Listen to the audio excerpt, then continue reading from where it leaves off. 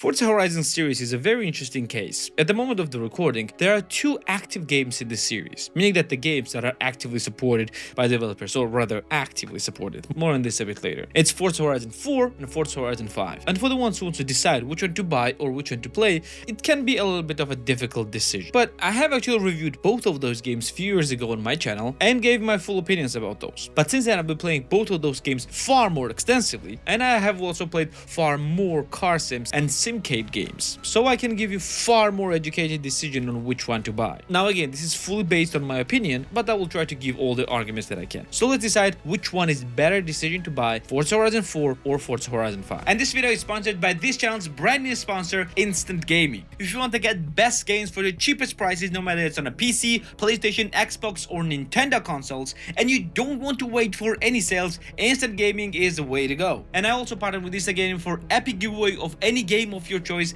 in the description down below. So click the link in the description to take part in there. And also every purchase that you make on Instant Gaming through my link will help the channel as well. So click the link in the description to get the best games for the best prices. Now back to the video. Now let's get one thing straight out of the way. Both of those games are very similar at the first glance. Both of those games are set in open world, where all the events are scattered around the world and you need to complete all of those events in order to gain the credits, influence, unlock different cars, unlock different races, and just, well, enjoy racing. And if you look at both of those games like that, they are very similar. But when you play them, you'll understand that in reality those games are very different, and in most cases those differences are not good kind of differences. First, let's get the very simple thing out of the way. It's the locations. FH4 is happening in Scotland and FH5 is happening in Mexico. Now if we compare both of those locations, now Mexico looks far more diverse and far more different than Scotland. Now Scottish fields and highlands, they look quite beautiful, but they look quite the same, unlike in Mexico where you have jungles, swamps, deserts, fields, cities. You have everything here. Now we're gonna give the point to the variety of the location itself, then, well, FH5 actually clearly wins. But there is one very important thing to understand. Despite FH5 technically having the seasons, they actually look almost exactly the same. There's practically no difference between the seasons in FH5, while FH4's main thing is their seasonal differences, and they are actually quite different. For example, summer, fall, spring and winter seasons are very different from each other, and playing the same races in all of those different seasons will give you different feelings. So practically seasons quadruple the amount of content. Well, not really, to be fair, but they make same locations quite varied. And to be fair, in my opinion, despite me thinking otherwise in the past, I think FH4 wins with the locations a little bit, while still FH5 locations still being quite amazing. But that's actually not a big difference. The true big difference starts when you actually start playing the game, and that's where my biggest gripes with FH5 actually starts. You see, when you start playing FH5, you are already a superstar. Technically, you're playing with the same character as you did in FH4. So you actually did everything that you could do in FH4, and now you are a superstar. People absolutely love you, and it opens every gate for you. And in this case, practically literally everything, almost everything is unlocked for you straight out of the gate. The best cars, the best races, the best events, everything is unlocked for you, and all the actual unlocks that you do in the game happens very fast. And I'm talking about playing the end game races that you did in FH4, unlocking in FH5 within hours from starting the game. Everything comes insanely easily for you. Races are quite easy, even on the highest difficulties, except for the quite a few ones. The cars are insanely easy to unlock, except for the seasonal cars, where life service part of the game actually plays a big part. Credits are very easy to come by. You are getting bombarded with a bunch of different wheel spins and super wheel spins, and everything is just extremely easy, and technically you don't even have to win the races in order to progress in the game. Yes, you don't have to win them. It's like a kid's dad that played Forza Horizon 4 complained to Microsoft because the kid was not winning, and Microsoft just made a game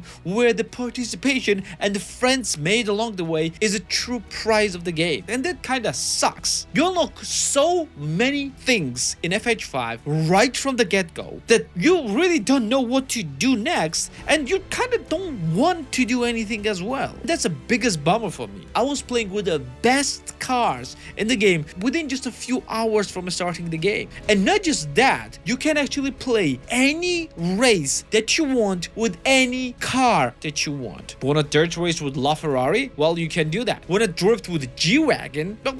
Yeah, technically you can do that as well. Want a street race with a rally car? Well, no problem, you can do that as well. And that kinda sucks. And yeah, despite you having the recommended cars, you unlock so many cars so quickly that you don't really need to struggle with obtaining the best car to win the races. And if you're gonna go with dirt racing with LaFerrari, it doesn't mean that other people will have the regular dirt racing cars. They will also have hypercars like you will, and that kind of sucks. Yes, it gives you freedom, but it kind of breaks the game. Does not make the game feel really good. But is it different in FH4? And the answer is yes, absolutely. In FH4, you kind of start like a nobody. You want to make a name for yourself, and that's what you're trying to do. You have different race series like dirt series, cross-country series, street racing, the regular road racing series, and you are progressing through series and unlocking more and more races within those series and gaining prizes there that are very thematical for those races. Unlocking cars, even though it's not very difficult, it's not that easy as well, because you're not getting bombarded with a bunch of different cars. Yes, you're unlocking quite a lot of cars, but not nearly as much in FH5. Like for example, when I started FH4, I wanted to check how many cars did I get within the first 10 hours. In FH5, I had almost 100 cars. Yes. Well, in FH4, I had less than 20. Yes, that's a huge difference. And I knew every single car that I own in FH4, while in FH5, I was unlocking the cars without even knowing that I was unlocking the cars. Because all the different types of races in FH4 require different types of cars, I knew every single one of my cars and what they're capable of.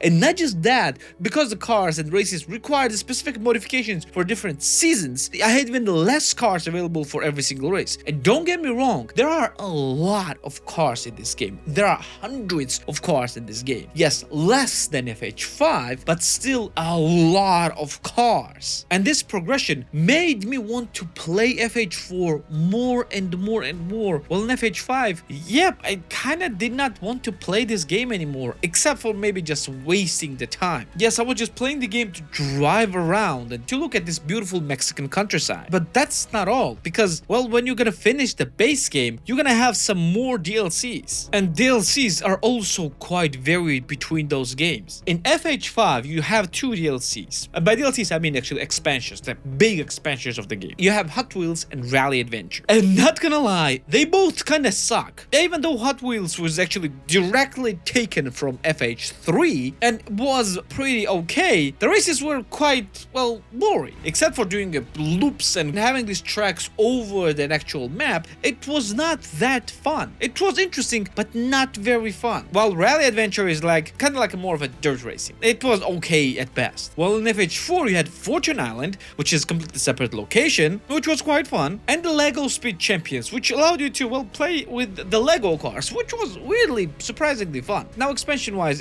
to be fair, it's up to your choice. None of those games actually have absolutely amazing and must-have expansions, at least not in my opinion. But to be fair, FH4 looks and sounds and feels a bit more interesting than in FH5. But even that's not all. Here is the most important part, the price. You are getting a lot of content from this game. How much it will actually cost you? You see, both of those are actually $60 games, but true difference is the sale price. While Forza Horizon 5 can be obtained at minimum of $30 on sale, and a bit higher than that on instant gaming, FH4 can be obtained as little as $12.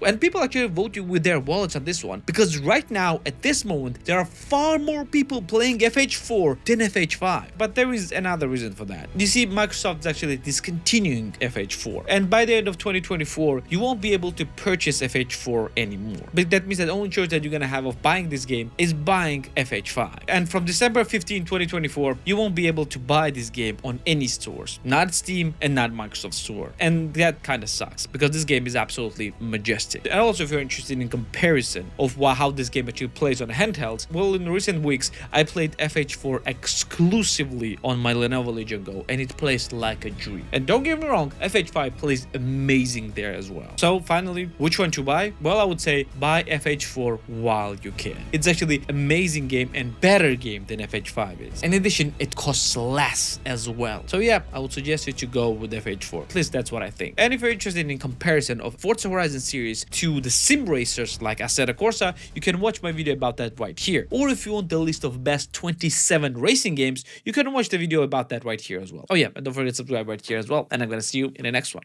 Take care.